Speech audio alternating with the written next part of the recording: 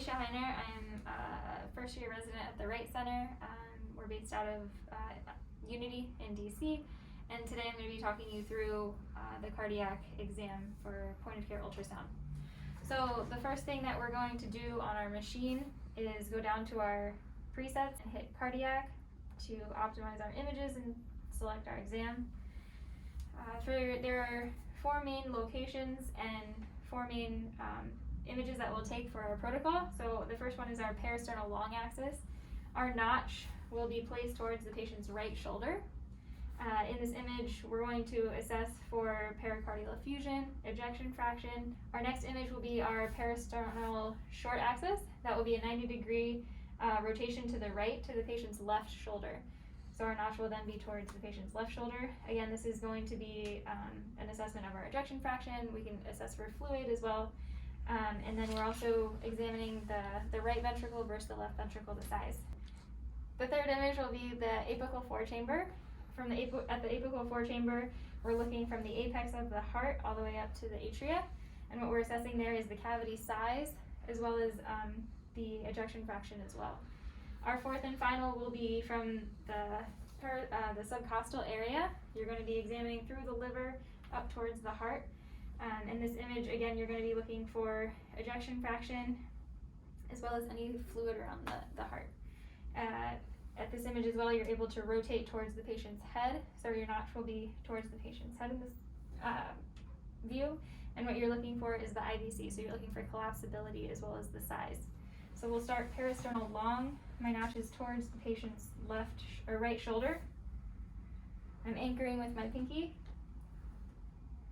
and we'll unfreeze. The image should be somewhere between the 3rd and 4th intercostal space. However, I recommend doing a sweep of the chest. So coming to find just wherever is the clearest, and we'll start from there. Let's see. Alrighty, so this is our parasternal long. At the lower right side of the image, you have your left atrium, which feeds into your mitral valve, going into your left ventricle. You can see the aortic valve as well as the outflow tract coming through the center there. And at the very top of the image, you can see the right ventricle. So our assessment here is, again, looking at the septal and the posterior wall coming in. We're looking at ejection fraction. This is a normal ejection fraction. For point of care, we recommend 3 tiers: hyperdynamic, normal, and hypodynamic. This heart here would be normal.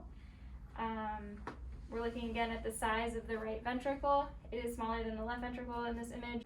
The other thing that you'll see in this image is the descending aorta. It's in a short axis. It's sitting right below the pericardium. The way that you can determine pericardial versus pleural effusion is if there is a fluid pocket above the descending aorta, that will be pericardial effusion. If it's below, and you can determine that by increasing your depth here and a little bit on your gain, anything below will be pleural effusion. So we'll go back to a normal view. From this position, we're going to go 90 degrees, rotate to the right clockwise, 90 degrees into our parasternal short. And depending on the rib spacing, you might have to come down one and angle up, or come up one and angle down. So we'll brighten this up just a little bit. And we're a little bit over rotated. Too bright. Okay. So in this image now, we're at the papillary level. Again, you can stick your finger right in the center of what looks like this donut, which is the left ventricle. That way you're able to see all of the walls pull in equally. The right ventricle, if I decrease the gain just a little bit, you'll see at the top left of the screen. Again, we're looking for size, anything that's notably large, or if I over rotate, you can see a false D-shaped septum. That will show a fluid or volume or pressure overload. So that would be right here coming down diagonally in the center of the screen. So as I rotate back, I come back into a more on-axis image. There we go. So our third will be our apical forechamber.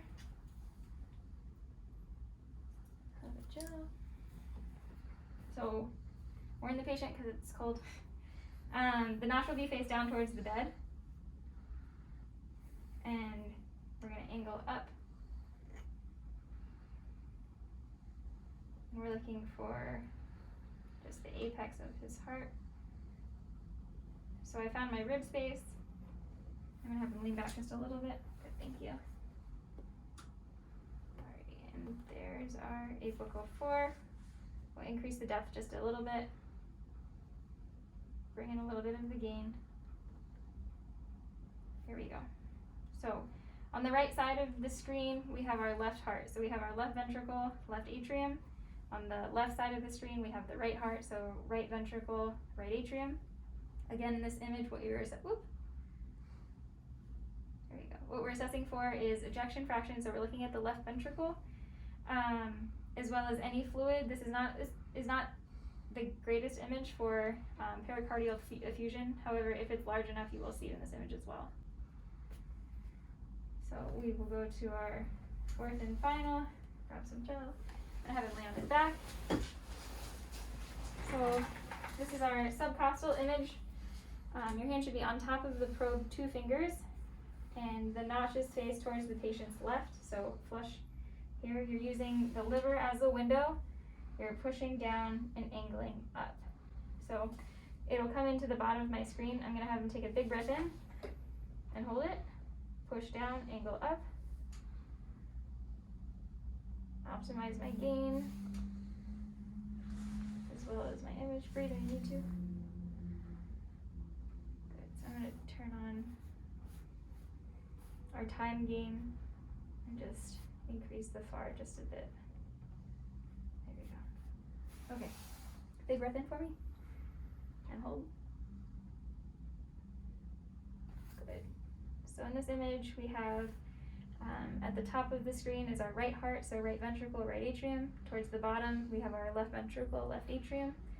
Go ahead and breathe. From there, we're going to rotate 90 degrees to find our IVC. So it'll come right out of the right atrium and decrease some of the gain. There we go. So we have his hepatic. He probably needs a little bit of water. And there's his IVC. Coming up kind of perpendicular, or I guess it's parallel to the beam of the ultrasound, is his hepatic. So we can put, I'm just going to highlight that so we can see what that is. There we go. So that's his,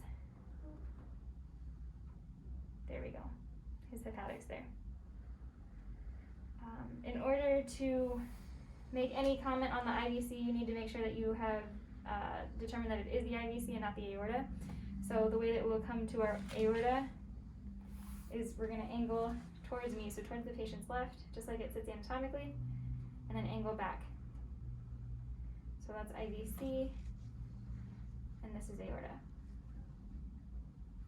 And that completes our basic views of our echo.